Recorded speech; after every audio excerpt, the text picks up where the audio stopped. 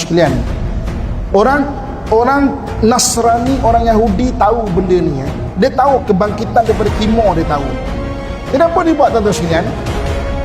Dia berusaha untuk kafirkan balik anak-anak daripada Nusantara, anak-anak daripada timur. Orang Yahudi, dia percaya hadis, tuan-tuan sekalian. Dia percaya hadis. Orang Nasrani, ahli kitab, dia percaya pada hadis. Saya biasa bawa orang pergi ke Palestin. Kalau jumpa orang Yahudi, sebab banyaknya Nabi dan Rasul daripada bangsa Yahudi, nature percaya benda gaib memang ada pada dia. Sebab tu dia percaya pada hadis-hadis. Dan tuan-tuan sekalian, kemuncaknya apa? Kemuncaknya berlakulah peperangan salib turun ke 10 Masihi.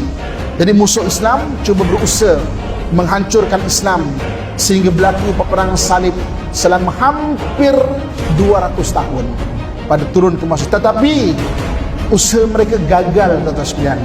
Mereka tidak berjaya mengkafirkan orang-orang Islam ataupun tanah-tanah orang Islam yang telah diislamkan oleh para sahabat, tabi'in dan sebagainya.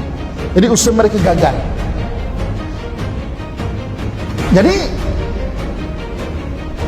perang salib berlaku secara luas ketika mereka berusaha menawan Baitul Maqdis. Kenapa, tuan-tuan sekalian? Sebab Baitul Maqdis laluan daripada Eropah dan Afrika untuk masuk ke Asia, kan? Dan itulah kemuncaknya pada kurun ke-10. Kekalahan mereka di peperangan salib, mereka belajar satu perkara. Apa dia? Orang Islam tidak dapat dikalahkan dengan senjata. Mereka belajar satu benda. Sebab apa? Kita orang Islam, tuan-tuan sekalian, ada satu modul, ada satu bab. Kita mencintai akhirat lebih daripada kita mencintai dunia, tuan-tuan sekalian. Kita ada modul itu. Sebab itu mereka berperang, mana-mana tempat, akhirnya mereka kata, oh, orang Islam tidak boleh dikalahkan dengan senjata. Sebab kita ada modul itu. Kita orang Islam mencintai akhirat lebih daripada mencintai dunia. Jadi tuan-tuan sekalian, apa mereka buat?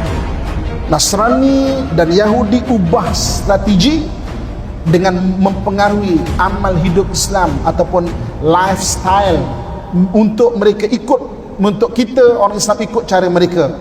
Dan mereka tubuhkan satu skuad, dipanggil skuad orientalis. Orientalis ni mengkaji budaya-budaya bangsa-bangsa umat Islam, nak rosakkan macam mana daripada dalam, tuan-tuan sekalian. Saya, tuan-tuan sekalian, mula-mula saya dengar perkataan orientalis ni daripada tuan guru saya, kan? Waktu saya belajar pondok dulu. Saya mulakan pelajaran saya dengan pondok, sebelum pergi ke universiti. Jadi waktu tu tok guru saya, dia kata, mu kena ingat dekat luar sana tu ada orientalis, kamu pertahankanlah Islam ni dengan sebaik-baiknya. Waktu tu saya kata, orientalis. Ketika saya masuk universiti, saya kata, oi, tak pernah dengar pun kata orientalis ni. Tapi tuan-tuan sekalian, tapi